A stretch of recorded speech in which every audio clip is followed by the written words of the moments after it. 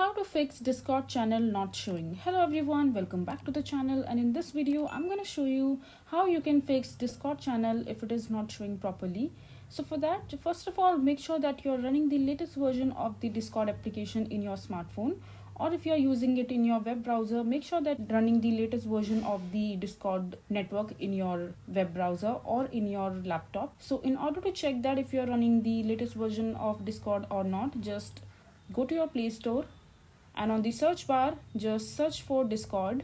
And here, as you can see, that I'm running the latest version of the Discord application in my smartphone, and there is no update pending in my case. And once you update your Discord should work fine, and it should show all your channels and everything that you would want to see in your Discord. All the channels that are not being showing earlier should be shown after you update your Discord properly, and this is how you will be able to fix Discord channel if it is not showing. I hope you find this video to be helpful. So that is it for this video. If you find this video to be helpful, make sure to hit that like button and don't forget to subscribe to our channel for more such informative videos, and I'll see you the next time.